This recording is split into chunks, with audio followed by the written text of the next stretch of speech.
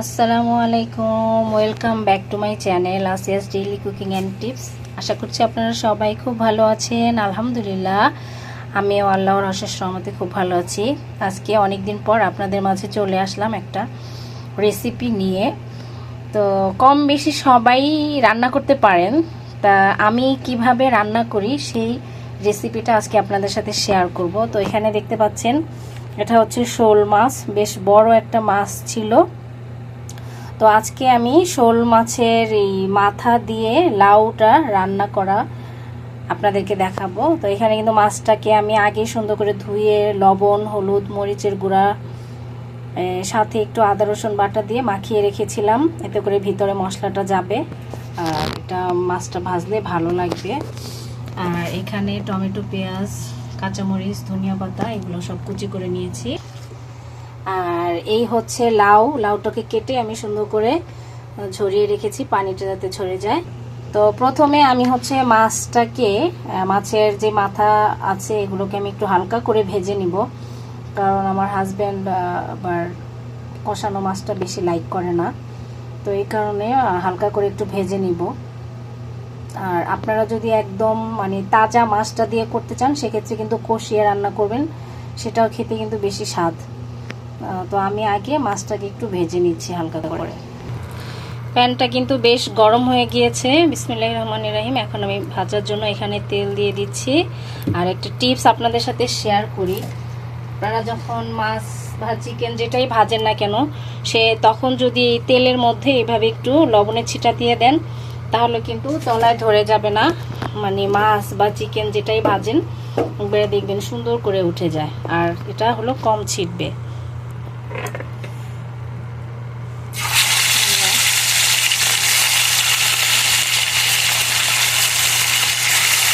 এখানে কিন্তু একটা মাথা পুরো এই অংশটুকু, মাথার এই অংশটা দিয়েই আজকে লাউটা রান্না করব। আর বাকি যে মাছটুকু আছে ওটা ভুনা করে ফেলবো।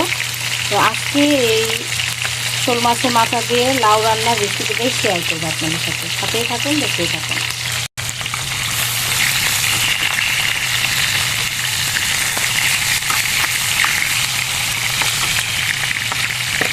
এই যে মাথাটা কিন্তু ভেজে উঠে নিয়েছি, এখন চলে যাব মূল রেসিপিতে। চুলায় কিন্তু কড়াইটা বসিয়ে দিয়েছি। বিসমিল্লাহির রহমানির রহিম। এখন পরিমাণ মতন তেল দিয়ে দিচ্ছি। তেলটা গরম হলে পেঁয়াজ কুচি দিয়ে দিই।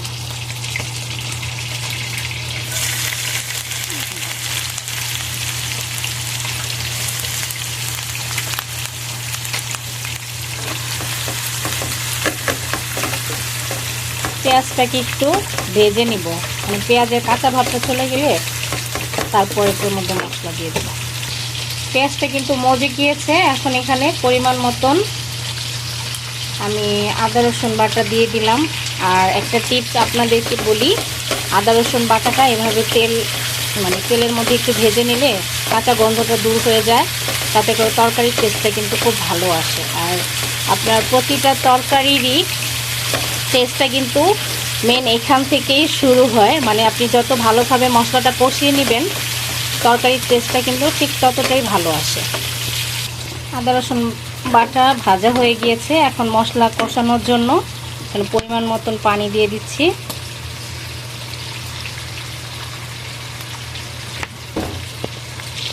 দেখতে পাচ্ছেন এখানে আমি পরিমাণ মতন মরিচের গুঁড়া, হলুদের গুঁড়া, ধনিয়ার গুঁড়া, সামান্য পরিমাণ মিক্স মশলার গুঁড়া আর স্বাদ মতো লবণ এগুলো দিয়ে এখন মশলাটা একেবারে ভালোভাবে কষিয়ে নিব, তেল উপরে উঠে আসা পর্যন্ত।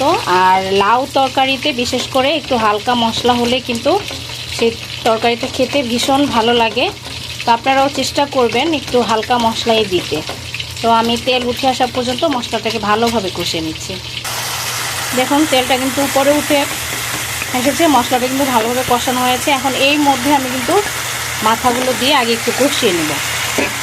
কষানোর পরে মাথাটা এখান থেকে উঠে নেব, তাহলে মাছটা তরকারিটা খেতে, লাউ তরকারিটা খেতে খুব টেস্টি হবে।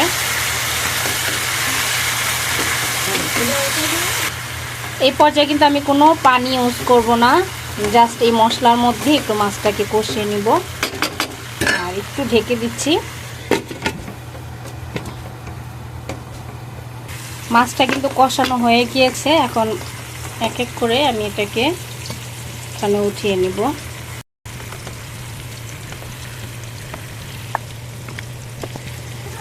এই মশলার মধ্যে এখন লাউটা দিয়ে ভালোভাবে কষিয়ে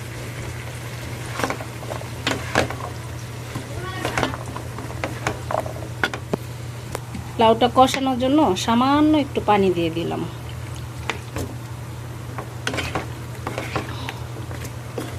এখন ঢেকে দিব।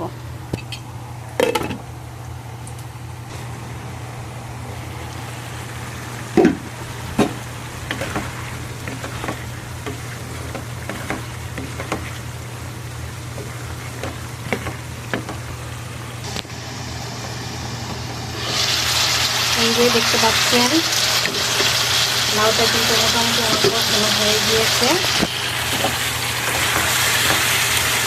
এরপর এখন আমি পানি দিয়ে দিব।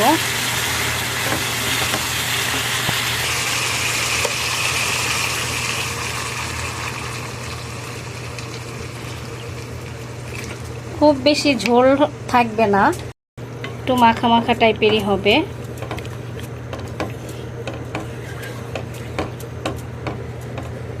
এখন এর মধ্যে হচ্ছে আমি এই যে টমেটো আর কাঁচামরিচটা এখন দিয়ে দিব। এরপর একটু টমেটো দিয়ে দিলে কিন্তু এই লাউয়ের তরকারিটার টেস্ট খুব ভালো আসে। আর এখন হচ্ছে এই যে মাছের যে মাথাগুলো রেখেছি সেটাও এখন দিয়ে দিব। দিয়ে এখন ঢেকে দিব একেবারে।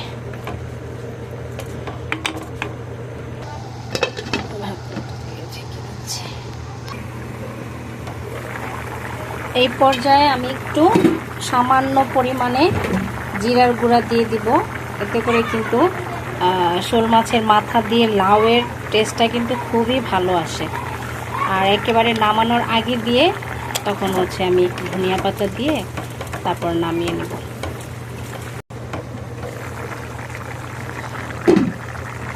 এখন এখানে ধনিয়া পাতা দিয়ে দিব। অলমোস্ট কিন্তু তরকারিটা হয়ে গিয়েছে, দেখতে পাচ্ছেন। মাশাআল্লাহ, আমি লবণ টবণ চেক করেছিলাম, সবই ঠিক আছে। আর এই শোল মাছের মাথা দিয়ে লাউ তরকারির মধ্যে ধনিয়া পাতাটা একটু বেশি দেওয়ার চেষ্টা করবেন, তাহলে কিন্তু টেস্টটা খুব ভালো আসে।